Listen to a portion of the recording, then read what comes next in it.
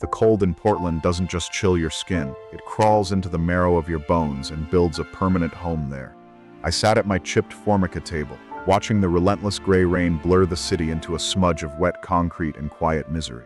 My hands were wrapped tightly around a cracked ceramic mug, desperately chasing the meager warmth of store-brand instant coffee. It tasted the way my life felt, like burnt ash and lingering regret. I set the mug down on my makeshift coaster, a thick stack of medical bills. Their crimson final Norder stamps bled through the cheap paper, vibrant and mocking against the dreary light of the kitchen. It had been 5 years since Eleanor passed away. 5 years of systematically draining every ounce of my dignity to pay off the experimental oncology treatments that ultimately failed to save her. I had liquidated my retirement, taken a second mortgage on a house I eventually lost, and sold off pieces of my own life just to buy her 6 more months of breathing the air. My son, Richard, had stood in a sterile hospital hallway and called those treatments a profound misallocation of capital.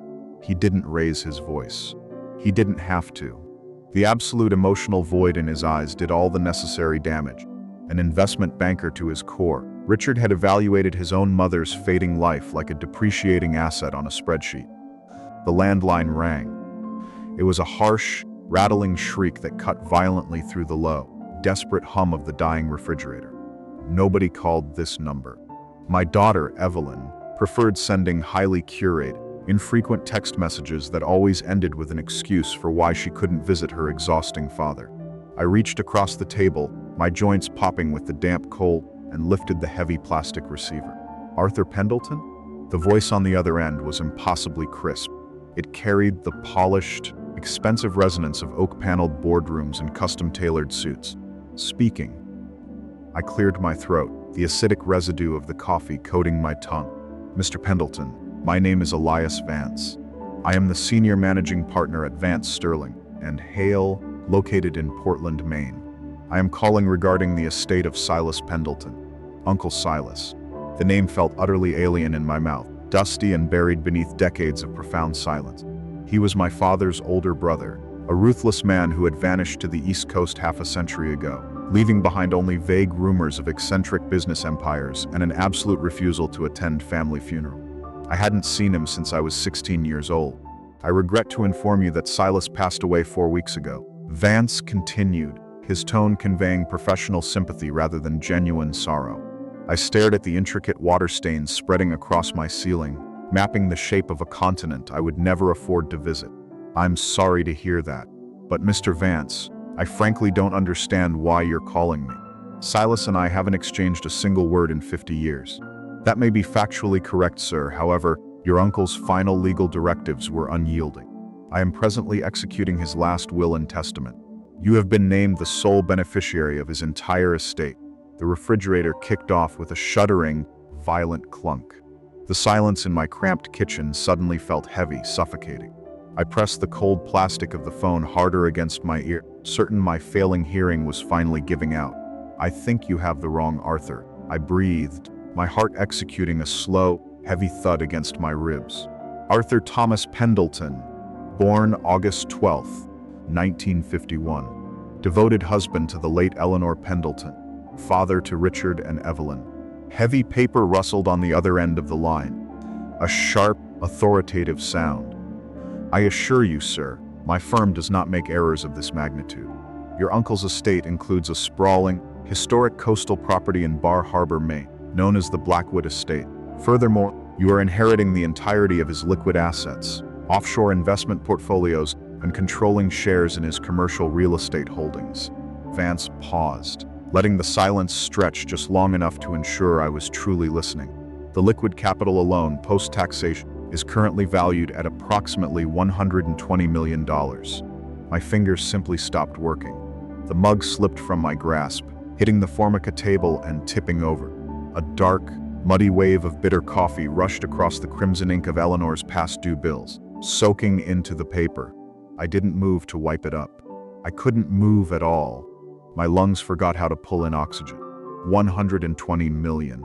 The number was a pure abstraction, a mathematical fiction that belonged to Richard's sterile financial world, not to a man wearing 2 pairs of thinning wool socks to stave off the biting Oregon damp. Are you still on the line, Mr. Pendleton? You're lying. The words scraped out of my dry throat. It was the only logical defense mechanism my brain could muster. A cruel, elaborate scam targeting a vulnerable, indebted widower. I assure you, this is absolute reality. Your uncle anticipated your profound skepticism. He explicitly declined to pen a traditional letter of intent. Instead, he left an encrypted digital audio file, with strict instructions that it be played for you upon my first contact. With your permission, I will play it now. I didn't offer permission. I just gripped the sharp edge of the table, my knuckles turning white as I watched the spilled coffee drip steadily onto the warped linoleum floor. Drip, drip, drip. A sharp click echoed through the receiver, followed by a thick hiss of digital static. Then came a voice. It was raspy, wet with age, drawing breath with a heavy, rattling labor that spoke of failing lungs and stubborn defiance. Arthur. The sound of it sent a violent shiver down my spine. It was a transmission from a ghost. If that tailored bloodsucker Vance is playing this for you, then I am comfortably in the ground, and you are currently having a minor cardiac event in whatever damp shoebox you're living in. Breathe, boy. It's real. A terrible, hacking cough interrupted the recording, tearing through the speaker. I closed my eyes tightly. The stale, metallic scent of the apartment's struggling baseboard heater suddenly mixed with a phantom trace of lavender soap, Eleanor's favorite. She would have smiled at Silas's abrasive, unfiltered tone. I've been watching you, Arthur, from a great distance. I hired professionals to watch. I know exactly what you did for your wife. I know you liquidated your entire existence, sold your family home, and stripped your retirement utterly bare, just to buy her a few more months of agony and grace. You loved her properly. You bled for her. The recording paused. I could hear the wet, painful intake of the old man's breath, and I know exactly how your children reacted. The air in my kitchen instantly turned to ice. My chest tightened, an ancient, familiar fury mixing with the profound, hollow ache of my grief. I know your son called you a sentimental fool. Silas's recorded voice rasped, dripping with pure, concentrated venom. I know your daughter couldn't be bothered to attend the burial because she was too busy staging a beachfront condominium for some tech billionaire. I built an empire, Arthur, but I built it entirely alone. I have no wife, no children to mourn me. I only have blood, and our bloodline is infected with jackals. Another long, wet breath scraped through the speaker. The lawyer remained perfectly, professionally silent on his end of the line. The money is yours. The estate is yours. The real estate monopoly is yours. But I am giving you a warning from the grave, Arthur. Do not let the jackals smell the fresh meat. You have been weak with them. You have let them treat you like a disposable burden because you suffer from the delusion of unconditional love. Money will not fix their rot. It will only make them hungry. The static hissed louder for a second. Before you sign Vance's papers, before you claim your throne, you need to find out exactly who is wearing a mask. Test the structural integrity of your family. Find out who catches you when you fall and who eagerly steps on your neck. The audio file ended with a sharp, echoing click. The silence that followed was absolute. It rushed into my ears, drowning out the drumming rain, drowning out the hiss of the heater, drowning out the decades of financial terror that had defined my life.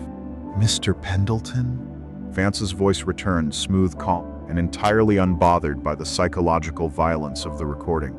I have couriered the preliminary documentation to your current address. It requires your signature to initiate the transfer of funds and property deeds.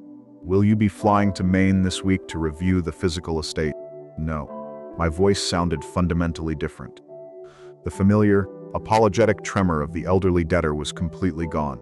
The crushing exhaustion that had weighed down my vocal cords for 5 agonizing years suddenly evaporated, replaced by cold steel. Keep it strictly confidential, Mr. Vance. No public filings, no probate announcements. Nobody knows about this transfer but you and me. Attorney-client privilege is ironclad, sir. But I must legally advise you, leaving an estate of this magnitude in administrative limbo, I need a few days. I interrupted. I wasn't asking for his permission. I was issuing a command. I have a structural integrity test to conduct. I hung up the phone without waiting for his polished response. I slowly stood up from the damp table. My arthritic joints still ached, and the tiny apartment was still freezing, but the cold didn't bother me anymore. I walked over to the cracked window and looked out at the weeping, miserable city below. The reflection staring back at me in the glass wasn't a broken, destitute widower drowning beneath a mountain of medical debt. The man in the glass was holding a match, looking out at a forest completely soaked in gasoline. I didn't sleep that night. I simply sat in the dark, watching the pale headlights of passing cars slice across my warped ceiling, illuminating the cracks like a map of my failure. The match had been struck, but I hadn't dropped it yet. My pulse beat a slow, heavy rhythm against my temples. The metallic tang of adrenaline still coated the back of my throat, bitter and sharp, refusing to wash away with the stale tap water I sipped from a plastic cup.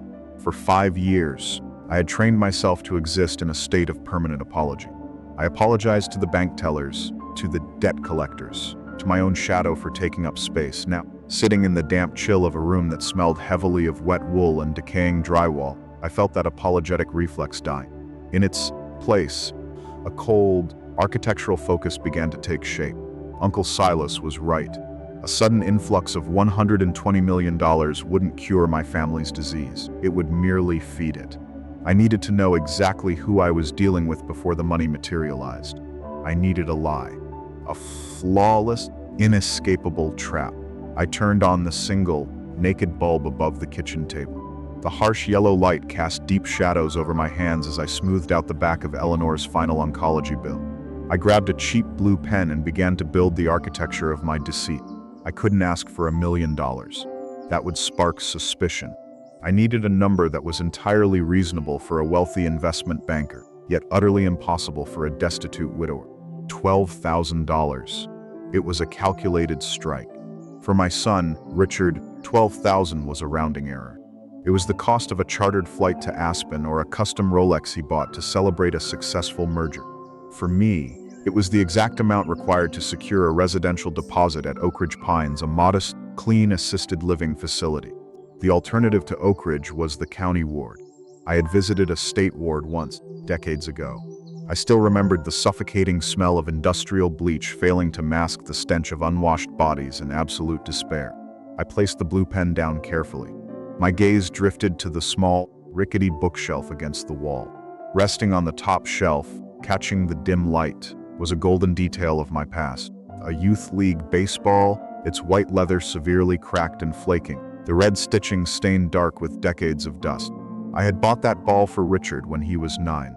We had spent hours in the driveway, me throwing gentle pitches, him swinging with fierce, uncoordinated determination. I stared at that cracked leather. The boy who had laughed when he finally hit a line drive was dead.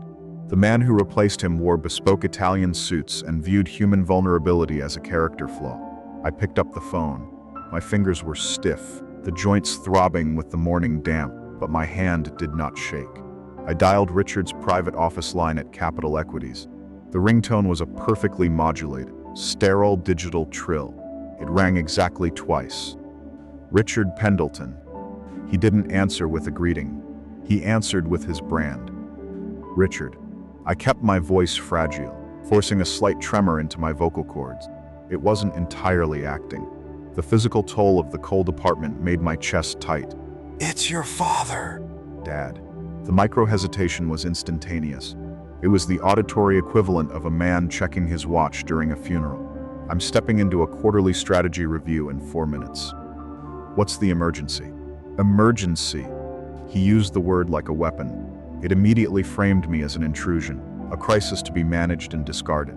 I wouldn't call if I had another choice, I murmured, staring blindly at the dark window. The landlord came by yesterday. He's selling the building to a commercial developer. They're terminating all month-to-month leases. I have 20 days to vacate the premises. Silence. Through the earpiece, I could hear the faint, ambient soundtrack of his reality, the muted clinking of a ceramic espresso cup against a saucer, the soft, expensive hum of high-altitude air conditioning, the faint ping of a Bloomberg terminal alerting him to shifting wealth. Okay, Richard finally exhaled. A heavy, put-upon sigh. Have you looked at the low-income housing board? There's a wait list. I'm sure, but you should have been on that years ago, Dad. We talked about this. The wait list is 3 years long, Richard. I have 20 days. I let a note of genuine panic bleed into my words. The social worker came by this morning. She found a bed at Oak Ridge Pines. It's clean, it's safe, but they require a $12,000 deposit by Friday to secure the room. If I don't have the funds, the state will take custody. They'll place me in the county ward. The county ward. He repeated the words. There was no horror in his cadence. No sharp intake of breath at the thought of his 72-year-old father being institutionalized in a crumbling, underfunded nightmare. He processed the phrase with the detached arithmetic of someone evaluating a volatile stock. I need your help, son. The words tasted like ash, but I forced them out. Just the deposit. I can manage the monthly fee with my pension, but I don't have the $12,000. I have nothing left. The silence that followed stretched so tight it felt physical, pressing against my eardrums. In that terrifying quiet, my final, fragile illusion of my son fractured and dissolved. A small, irrational part of my heart had desperately hoped he would immediately demand my bank routing number. I had hoped the ghost of the boy holding the baseball would override the banker. Dad, Richard began, his voice dropping into a register of practice, corporate sympathy. You know I would help if the capital was liquid. But the market is taking an absolute beating this quarter. We're heavily leveraged in commercial tech right now. Leveraged. I echoed the word, feeling the temperature in my own blood drop to zero. My liquidity is tied up. Richard continued, his tone smoothing out, gaining confidence as he built his wall of excuses. Plus, Chloe just signed the contractor for the Telluride cabin renovations. We are completely overextended. $12,000 just isn't something I can manifest by Friday. He was renovating a vacation cabin in a luxury ski resort. He was authorizing custom stonework and heated floors while his father stared down the barrel of homelessness. I see. Look, the county ward isn't a death sentence. Richard offered, his voice remarkably steady. It's a government facility. It has oversight. Maybe it's the best place for you right now. They have nurses on staff round the clock. It's practical. It's a lesson in living within the means you established for yourself. A lesson. He was punishing me. The resentment he harbored over Eleanor's medical bills, the inheritance he felt he had been robbed of, was finally bearing fruit. He was actively choosing to let me suffer, justifying his cruelty with the sterile language of financial responsibility. You're right, I said. My voice was no longer fragile.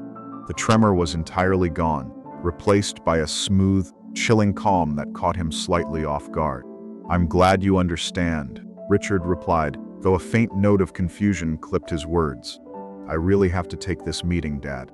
Have the social worker send me the address of the county facility once you're settled. I'll have my assistant send a care package. Don't bother. Dad, focus on the cabin, Richard. Goodbye. I pulled the receiver away from my ear and pressed the button down, cutting the connection with a sharp, plastic snap. I didn't cry. The capacity for tears had been burned out of me the moment he suggested the state ward was a practical solution. Instead, a profound, terrifying clarity washed over me. The architectural focus I had felt earlier solidified into polished concrete. I picked up the blue pen. I drew a thick, dark line through Richard's name on the back of the medical bill.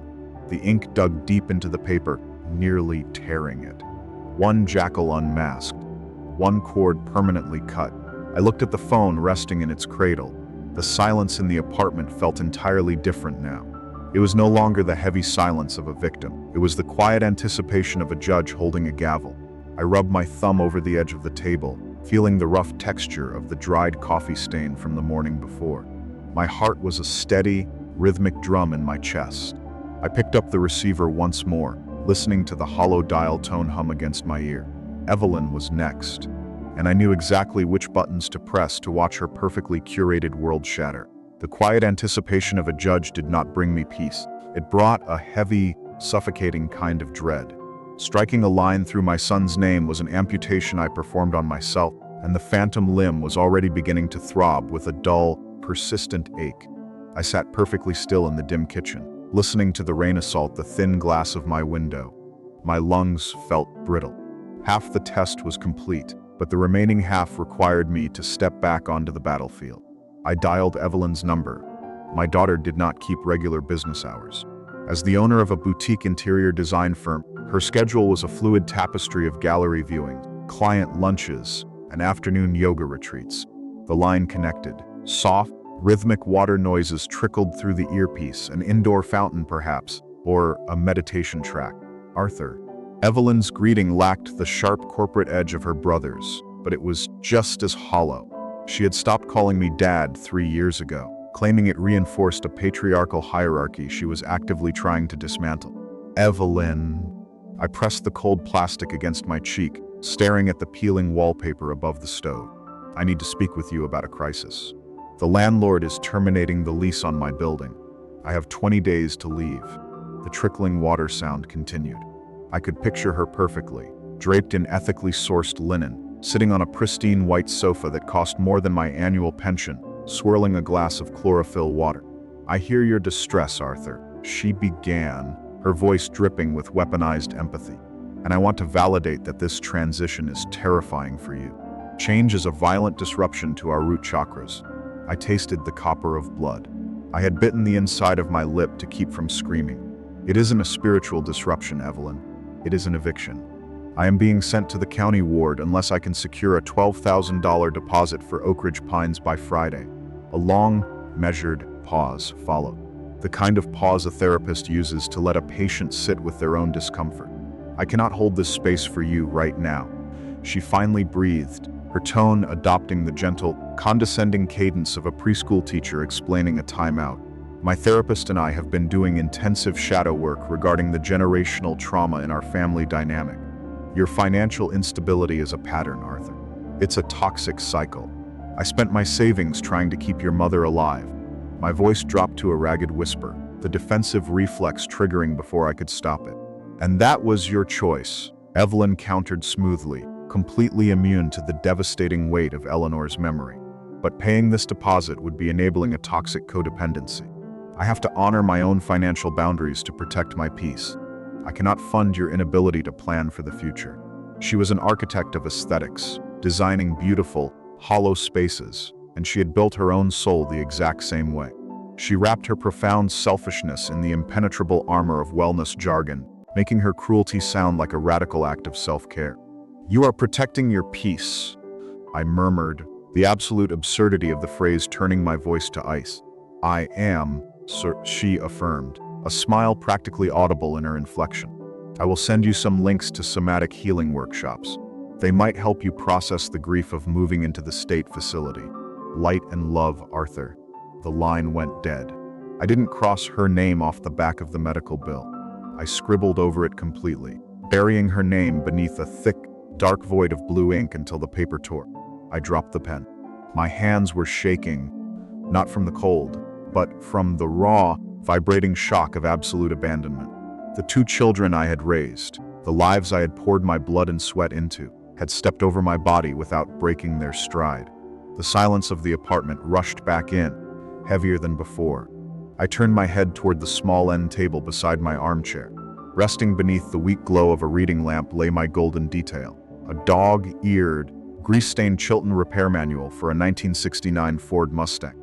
The cover was permanently darkened by the heavy, black thumbprint of my grandson, Leo.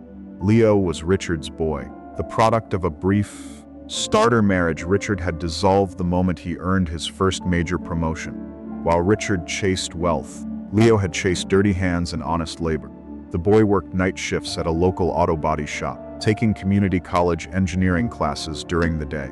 We had spent the last 3 years rebuilding a rusted-out Mustang shell I had bought him for his 18th birthday. That car was his entire world, his sanctuary away from the sterile, loveless perfection of Richard's orbit. Dragging Leo into this lie felt like a betrayal of the only pure thing left in my life, but Silas's warning echoed in my skull. Find out who catches you. I picked up the receiver again. I dialed the auto body shop. The phone rang amidst a chaotic symphony of raw noise. The screech of a pneumatic drill, the heavy, rhythmic thud of a hammer against steel, and the muffled bass line of classic rock bleeding through shop speakers. Crawford's Auto, Leo speaking. The boy's voice was loud, straining over the mechanical din. Leo. It's Grandpa. Grandpa. The affection in his voice was instantaneous. a bright spark in the suffocating darkness of my day. Hold on. Let me step out back. Tommy's running the air compressor. I listen to the heavy thud of his steel-toed boots against the concrete, the squeal of a heavy metal door opening, and the sudden, quiet crunch of gravel.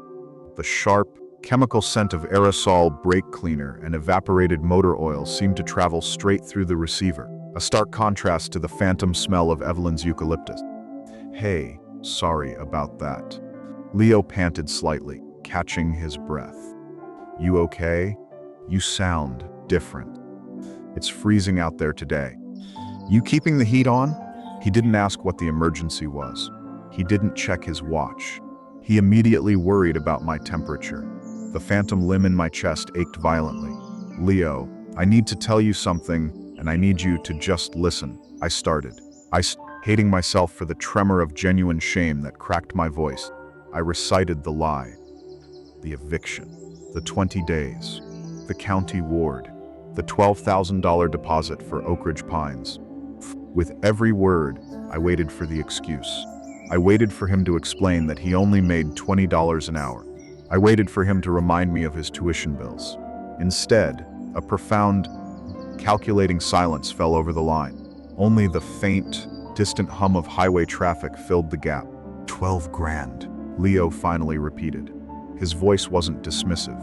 It was tight, focused.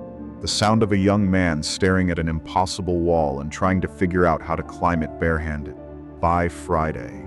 I've already spoken to your father and your Aunt Evelyn, I forced myself to add, driving the knife deeper. They aren't in a position to assist. Of course they aren't. Leo spat, a flash of pure, acidic disgust cutting through his words. Dad's probably buying another imported rug for his new cabin, right? Scumbags. He took a sharp, deep breath, the gravel crunching loudly as he shifted his weight. Okay, Grandpa, listen to me. Do not pack a single box. Do not talk to the state workers. I've got this. My heart stopped. The apartment seemed to tilt on its axis. Leo, no. You don't have that kind of money.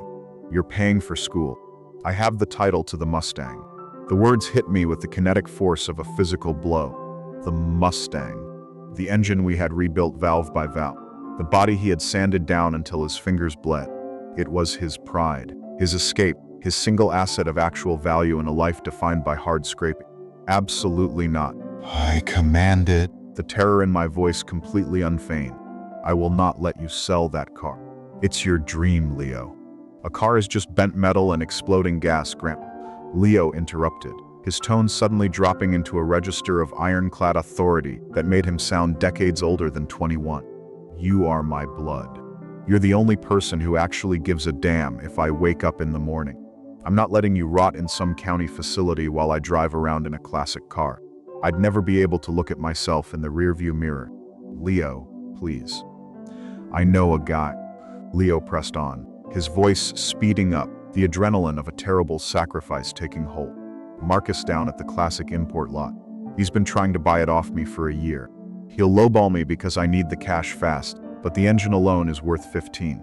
I can get 12 for it by tomorrow afternoon.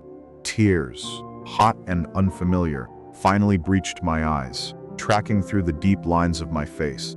The boy was throwing his entire heart onto the chopping block for a medical crisis that did not exist. I'll drive down to Portland Thursday night. Leo finalized, his voice rough, thick with suppressed emotion. I'll bring the cash envelope straight to your place. We'll go to Oak Ridge together on Friday morning and pay the deposit in person. Leo. I choked on his name. I wanted to scream the truth. I wanted to tell him about the Blackwood estate, about the $120 million waiting in a polished law firm. I have to get back inside, Grandpa. Boss is yelling, Leo murmured softly. Keep the doors locked. I'll see you Thursday. The line clicked off. I lowered the phone, staring blindly at the dark, pooling ink on the table. My children had guarded their hoarded wealth like dragons, citing spiritual boundaries and liquidity. My grandson, with grease under his fingernails and holes in his boots, had just slaughtered his own dream without a second thought. I had found my heir. The test had worked with brutal, absolute perfection. But as I sat in the freezing darkness of my kitchen, A chilling realization settled over my shoulders. The boy was ready to sell his soul to save me, and the cruelest part of my test was that, for the illusion to hold, I had to let him do it. The cruelest part of playing God is forcing yourself to watch your angels bleed. I spent the next 48 hours trapped in the suffocating prison of my own design, pacing the warped linoleum of my kitchen while the phantom weight of my grandson's sacrifice crushed my chest. The rain outside had escalated from a miserable drizzle to a violent, relentless drumming against the thin glass of my living room window. I kept the lights off. The darkness felt appropriate. It was past midnight on Thursday when the pale, yellowish beams of headlights finally swept across my ceiling, cutting through the gloom. I stood completely still, my breath catching in my throat, waiting for the sound. I waited for the deep, muscular rumble of the 1969 Mustang's 302 V8 engine, the engine we had spent 3 summers bringing back from the dead. I waited for the heavy, rhythmic vibration that usually rattled my cheap coffee cups in the cupboard whenever Leo pulled into the complex. The vibration never came. Instead, I heard the high-pitched, pathetic whine of a struggling 4-cylinder engine, followed by the squeak of failing brakes. A rusted, early 2000s sedan idled in the lot below. A moment later, the passenger door slammed shut, and the hollow sound of heavy boots began ascending the exterior metal staircase. My stomach plummeted. The absence of the Mustang's roar was a physical amputation. I unlocked the deadbolt before he could even knock. Leo stood in the doorway, soaked to the bone. The sharp, metallic scent of cold rain mixed heavily with the permanent aroma of grease, aerosol degreaser, and cheap gas station coffee that always clung to his jacket. His face was a canvas of absolute exhaustion. The skin beneath his eyes was bruised with dark, purple shadows of sleep deprivation, and his shoulders, usually broad and confident, slumped under an invisible, crushing gravity. "Hey, Grandpa." He offered a weak, crooked smile, stepping over the threshold. His teeth chattered slightly as the apartment's meager, hissing baseboard heater washed over his frozen clothes. "Leo." My voice broke. I couldn't stop it. I reached out, gripping his damp shoulder, pulling him into the dim apartment. He felt dangerously thin, brittle beneath the heavy denim of his work coat. "You shouldn't have driven in this weather. How did you even get here?" "Tommy gave me a ride." Leo shrugged off the heavy jacket, tossing it over the back of my armchair. "His heaters busted, so it was a cold trip, but we made good time." He didn't mention the Mustang. He didn't complain about the loss. He simply reached into the front pocket of his oil-stained jeans. He pulled out a thick, overstuffed manila envelope. He dropped it onto the chipped formica table. Thud. The sound was heavy, dense, and utterly devastating. It was the sound of a young man's entire future hitting cheap plastic. It was my golden detail of absolute loyalty, bought at the cost of a boy's dreams. 12 grand even, Leo breathed, pulling out a chair and collapsing into it. He dragged his calloused, grease-stained hands over his face, wiping away the rain. Marcus saw me coming a mile away. He knew I was desperate to close by this afternoon. He lowballed me. 10 grand for the car, firm. I gripped the edge of the table to keep my knees from buckling. The copper taste of adrenaline flooded the back of my mouth. 10, Leo. The engine block alone was worth 15. How did you get the rest? Leo looked away, staring at the dripping faucet. A muscle in his jaw feathered. I took a trip down to the pawn shop on 82nd, handed over my snap-on tool chest. The torque wrenches, the diagnostic scanner, everything. A cold, sharp blade of pure horror twisted in my gut. He hadn't just sold his dream car. He had pawned the literal tools of his trade. He had sold his ability to make a living, and he had done it for me. "I can buy them back eventually," Leo continued, his voice adopting a hollow, forced optimism that shattered my heart. "I'll pick up double shifts at the shop, wash bays, sweeping floors, whatever Tommy needs. The important thing is we have the deposit. You aren't going to that county ward, Grandpa. We're locking down Oak Ridge Pines tomorrow morning." The envelope sat between us like an unexploded bomb. Inside it was $12,000 of dirty, desperate cash. In my mind's eye, I saw my daughter Evelyn sipping chlorophyll water in her pristine studio, preaching about financial boundaries. I saw Richard approving custom stonework for a ski cabin while his own son pawned wrenches to save my life. The contrast was no longer just painful, it was radicalizing. It forged a cold, black iron in the center of my chest. Before I could formulate the words to end the charade, a sharp, authoritative knock hammered against my front door. 3 rapid, heavy strikes. Leo's head snapped up, his engineering instincts immediately shifting to defense. "Who's banging on the door at 1 in the morning?" I frowned, a spike of genuine confusion cutting through my grief. The landlord never came around past 5, and the neighbors actively avoided eye contact. I moved toward the door, my arthritic joints popping, and peered through the scratched peephole. Standing in the dreary yellow glow of the breezeway was a man in a rain-slicked courier uniform. He held an oversized, reinforced plastic shipping envelope plastered with bright red urgent overnight stickers. I cracked the door open, keeping the security chain engaged. "Arthur Pendleton?" The courier's voice was loud, entirely too projecting for the silent hour. "Keep your voice down," I hissed, the panic flaring hot and fast. "Sorry, sir." The man pulled a digital scanner from his belt, wiping a drop of water from the screen. "I have a secure overnight priority package from the law offices of Vance, Sterling, and Hale. Signature required for the Silas Pendleton estate." The word estate echoed through the damp breezeway like a gunshot. "Grandpa?" Leo's voice came from directly behind me. I hadn't heard him get up. He was standing close enough to see the bright red stickers, close enough to hear the courier's booming declaration. "What estate?" My heart hammered a violent rhythm against my ribs. I shoved my arm through the narrow gap of the chained door, snatching the digital pen from the courier's hand. I scribbled a jagged line across the screen, my hand trembling violently. "Thank you, sir." "Have a good." I ripped the heavy plastic package from his grip and slammed the door shut, throwing the deadbolt in one fluid, desperate motion. The adrenaline was a narcotic, making my lungs burn. I pressed my back against the cheap wood, hiding the package behind my back. Leo was staring at me. The exhaustion in his eyes had entirely vanished, replaced by the sharp, analytical focus of a mechanic diagnosing a critical engine failure. "Who are Vance, Sterling, and Hale?" Leo stepped closer, his gaze dropping to my arm hidden behind my back. "And why are they sending you estate documents at 1 in the morning?" "It's nothing, Leo, just paperwork." The lie tasted like battery acid. I hated the sound of my own voice. "Paperwork." Leo repeated the word slowly, tasting the falsehood. He pointed a grease-stained finger toward the kitchen table, toward the manila envelope full of his sacrificed blood and sweat. "I just sold the only things of value I own in this world to keep you from becoming a ward of the state. Do not lie to me, Grandpa.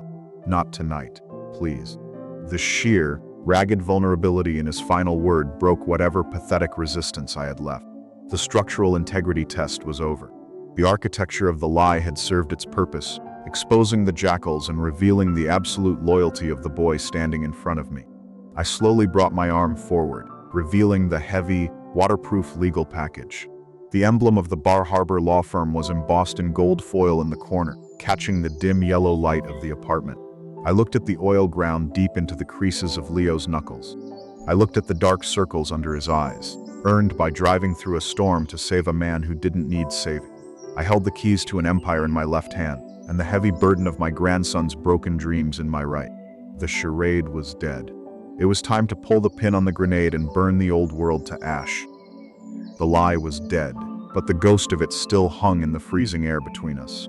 I stood frozen by the door, the heavy legal package burning against my left hand, while Leo's exhausted eyes bored holes straight through my chest. The mechanical hum of the dying refrigerator was the only sound in the room, ticking away the seconds like a metronome counting down to an execution. I didn't offer a pathetic excuse. I didn't try to soften the blow. I simply walked over to the chipped formica table and dropped the waterproof courier envelope right next to the overstuffed manila pouch of Leo's cash. They sat side by side under the harsh yellow bulb, my golden detail of absolute contrast. One envelope contained the slaughtered dreams of a 21-year-old boy. The other contained the legal keys to a $120 million empire.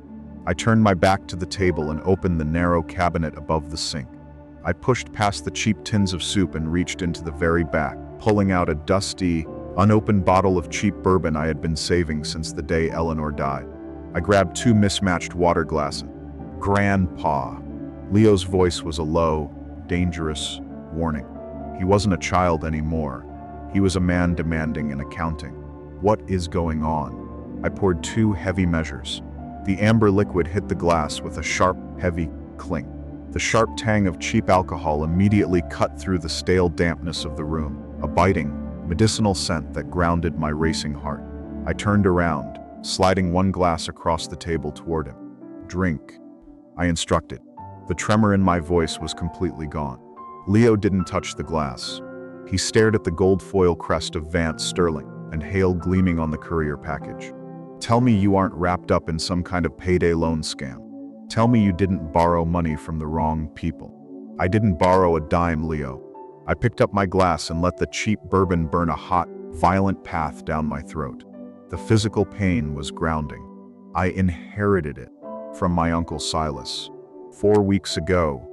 Leo blinked, the gears in his head grinding against the impossible data. Inherited what? "A coastal estate in Bar Harbor, Maine." I answered, my voice steady, flattening the impossible numbers into absolute facts. "A commercial real estate portfolio, and roughly $120 million in liquid capital." The silence that rushed into the kitchen was heavy enough to crack the foundation. Leo looked from me to the legal package, and then to the envelope containing the $10,000 he had just butchered his life to acquire. His jaw went completely slack. The dark bruises of exhaustion under his eyes seemed to deepen. "You're a millionaire." He didn't ask it as a question. He whispered it like a terrifying diagnosis.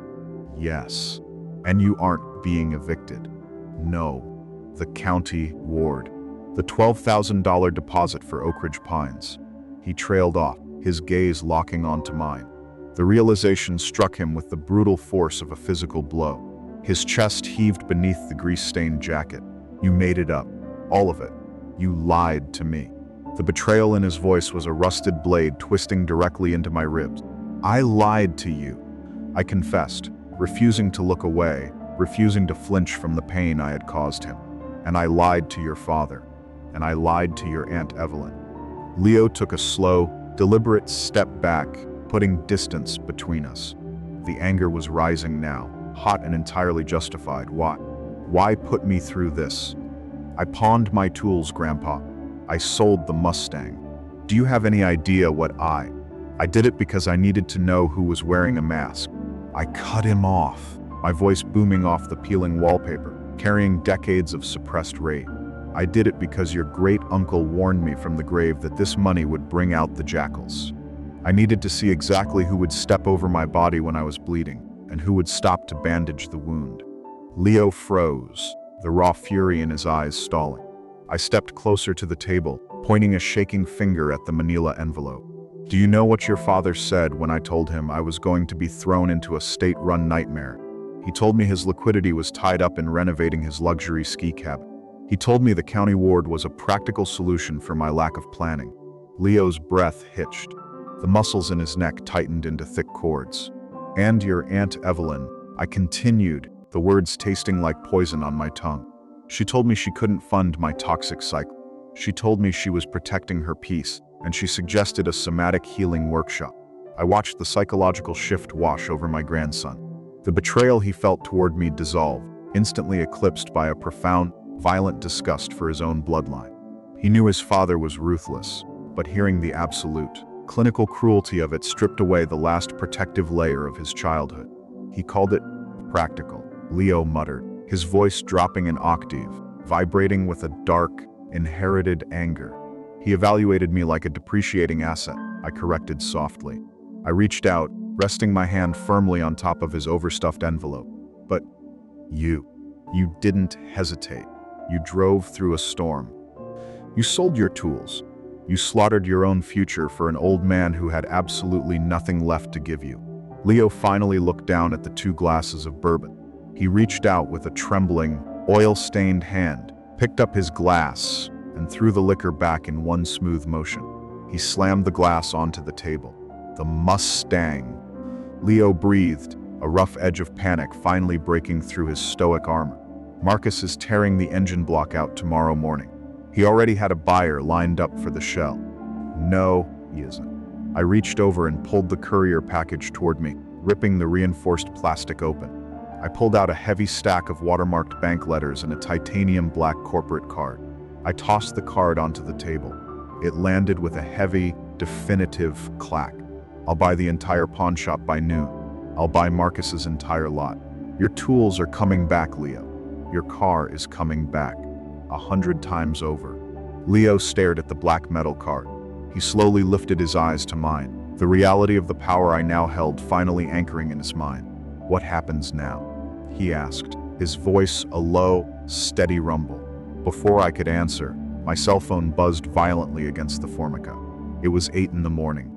The gray rain outside had finally broken, and a harsh, blinding sliver of morning sunlight sliced through the window, illuminating the dust motes dancing over the table. I looked at the caller ID, Richard. The apologetic, broken widower I had been for 5 years died right then and there. I felt my spine straighten. The chronic ache in my joints seemed to evaporate, replaced by cold, hardened steel. I picked up the phone and answered. "Good morning, Richard." My tone was smooth, perfectly modulated, utterly devoid of the pathetic tremor I had faked 2 days ago. "Dad." Richard's voice was clipped, buzzing with nervous, aggressive energy. "Evelyn and I have been conferencing all morning. We are extremely concerned about your mental state. Spiraling into a panic about an eviction is a clear sign of cognitive decline." I met Leo's eyes across the table. I tilted the phone slightly so the boy could hear his father's voice. "Cognitive decline," I repeated smoothly. "Is that the official diagnosis?" "It's a pattern of instability." Richard pushed on, shifting into his boardroom negotiator persona. "Evelyn and I have decided we need to intervene before you do something financially ruinous to yourself. We've arranged an emergency family alignment meeting for noon today. At my house." An alignment meeting. I let the corporate jargon hang in the air, pathetic and transparent. "To what end, Richard?" "To manage your transition," he answered seamlessly. "I had my assistant locate a bed at the Marion County facility. It's state subsidized. We're going to sit down, draft a medical power of attorney, and get this situation handled practically. Evelyn is driving up from the studio now. We expect you here at 12 sharp. Do not make this harder than it needs to be." He was trying to legally force me into a squalid ward to stop me from being a stain on his immaculate life. The sheer, blinding arrogance of it was almost magnificent. "I wouldn't dream of making it hard, Richard," I replied, a chilling, genuine smile spreading across my face. "I'll see you at noon." I ended the call. The silence in the kitchen felt entirely different now. It was the silence before the hammer strikes the anvil. Leo was staring at me, his fists clenched so tightly his knuckles were white. "He wants to force you into the county ward. He wants to put the dog to sleep because it's barking too loudly," I corrected quietly. I picked up the black titanium card, sliding it into the breast pocket of my faded cardigan. I looked at my grandson, seeing the grease on his hands, the loyalty in his heart, and the cold, matching fury in his eyes. "Go wash your face, Leo," I ordered, stepping away from the table and turning toward the door. "We have a family alignment meeting to attend." The drive into the West Hills took 40 minutes. The rusted sedan struggled up the steep, winding roads lined with ancient pines and manicured hedges. Richard's house was a monument to clinical success, a hyper-modern fortress of steel, concrete, and floor-to-ceiling glass that looked down on the rest of Portland like a watchtower. The ghost of the cheap bourbon still warmed my throat, a shield against the sterile, refrigerated air that hit my face when Richard opened the massive front door. He wore a cashmere sweater, the fabric soft and impossibly expensive. His eyes immediately darted to Leo, catching the faded denim and the faint streaks of motor grease on the boy's boots. A flicker of profound irritation crossed my son's face. I didn't realize Leo was attending. Richard clipped, not offering a handshake. "Leo goes where I go," I replied. I didn't wait for an invitation. I stepped past him, my shoes clicking against the immaculate white marble of the foyer. Evelyn waited in the sunken living room. The space smelled aggressively of eucalyptus and expensive citrus diffusers, a scent designed to simulate peace while masking the absolute lack of warmth. She sat perfectly composed on a bone-white leather sofa, a thick manila folder resting on the massive, custom-cut glass coffee table in front of her. "Arthur," she offered a tight, practiced smile, entirely ignoring her nephew. "Please sit." I remained standing. Leo took up a position directly over my right shoulder, planting his heavy, work-worn boots onto the pristine white rug. The contrast was magnificent. Richard joined his sister, buttoning his posture into his boardroom default. He reached for the folder on the glass table. He opened it, withdrawing a single, glossy brochure. He pushed it across the table. It slid over the frictionless glass with a sharp, hissing whisper, stopping right at the edge near my knee. Marion County Extended Care Facility. The cover featured a stock photo of a smiling nurse wheeling an elderly man through a gray, institutional corridor. "We need to finalize this today, Dad," Richard began, lacing his fingers together. "The social worker is expecting a signature. I've had my legal team draft a medical and financial power of attorney. You are clearly entering a phase of cognitive decline, and Evelyn and I have agreed that assuming control of your pension and care is the most practical path forward." "It's an act of love, Arthur," Evelyn chimed in, her voice coated in that sickening, therapeutic syrup. "We are creating a safe container for your twilight years so you don't burden yourself or us with these chaotic financial emergencies." I looked down at the glossy brochure. The air conditioning hummed, a low vibration rattling in the vast, empty space. "You want to take control of my pension?" I let the words hang, testing their weight, and put me in a state ward. "It's a subsidized facility," Richard corrected, a sharp edge of impatience bleeding into his tone. "It is what you can afford. I will not compromise my own financial structure to bail you out of a crisis you engineered through poor planning." "Poor planning?" I nodded slowly, letting my gaze drift to the sweeping view of the city through the glass walls. "You mean the 5 years I spent liquidating my life to pay for your mother's chemotherapy?" Evelyn sighed, a delicate, frustrated exhale. "Arthur, we cannot keep circling back to Eleanor. You made a toxic, codependent choice. You destroyed your own wealth. We are simply dealing with the fallout." The anger did not rise. It settled. It froze into absolute, 0-degree ice. I reached into the breast pocket of my faded cardigan. I pulled out the heavy, watermarked envelope from Vance, Sterling, and Hale. I dropped it directly onto the glass table, right on top of the county ward brochure. It hit with a heavy, authoritative thud. Next, I withdrew the black titanium corporate card, tossing it beside the envelope. Clack. Richard stared at the black metal. His pupils contracted. He was an investment banker. He knew exactly what a centurion-level, limitless corporate card looked like. "What is this?" Richard demanded, the practiced calm fracturing just slightly. "That is the fallout," I answered, my voice dropping into a register of pure, commanding gravel. 4 weeks ago, my Uncle Silas passed away. He left no wife. He left no children. He left a legal directive. I stepped closer to the edge of the glass table, forcing Richard to lean back. "I am the sole beneficiary of the Blackwood estate in Bar Harbor, Maine," I stated, watching the blood physically drain from my son's face. "And I am the sole inheritor of approximately $120 million in liquid capital." The silence in the glass house was total. It was the absolute vacuum of space. Evelyn's mouth opened, but her vocal cords simply failed to engage. The eucalyptus air suddenly felt heavy, suffocating. Richard's hands dropped to his sides, the cashmere sweater suddenly looking like a cheap costume.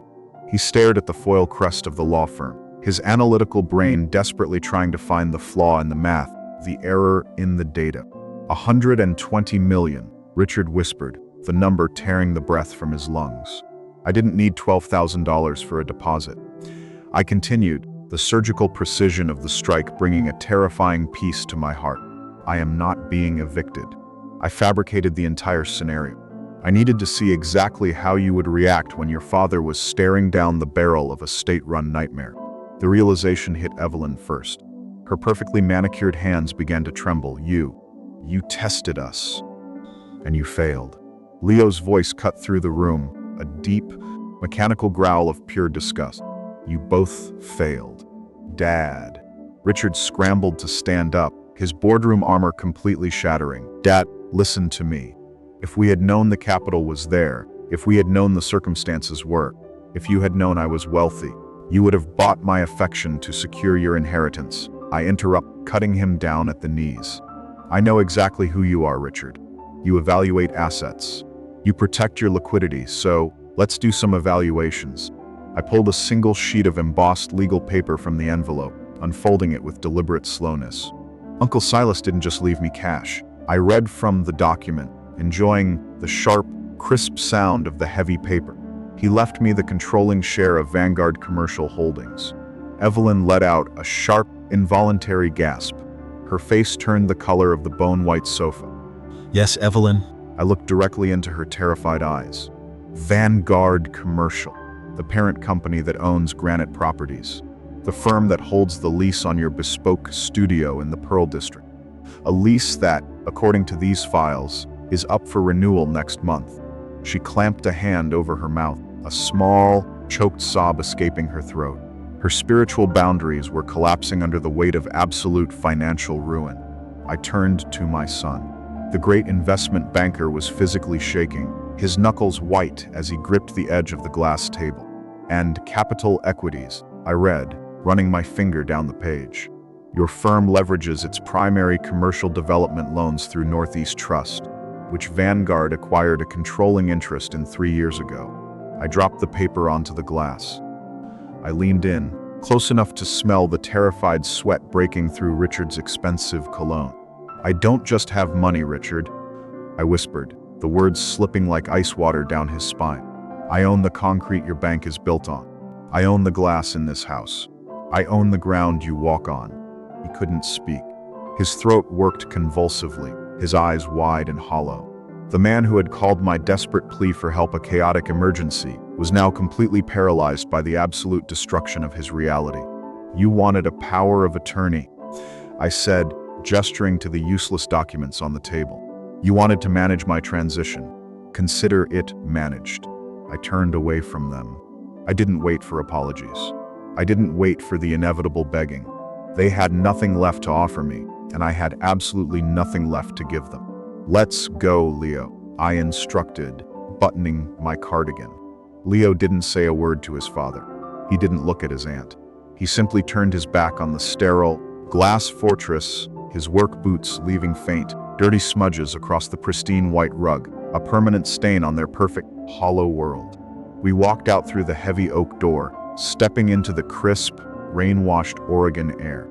The sky was breaking open, brilliant shafts of sunlight cutting through the lingering gray clouds. I looked at my grandson, seeing the grease on his hands and the absolute, unbreakable loyalty in his posture. The pain of the last 5 years, the crushing weight of the medical debt, the betrayal of my own children, it all washed away in the cool breeze. So, Leo breathed, a slow, brilliant smile breaking across his exhausted face as we walked toward the rusted sedan. Are we buying Marcus's auto shop today, or are we driving to Maine? I pulled the black titanium card from my pocket, letting it catch the morning light. We're doing both. The engine turned over with a pathetic whine, but to my ears, it was the greatest sound in the world. We drove down the winding mountain road, leaving the jackals behind in their glass cages, completely alone and entirely starved.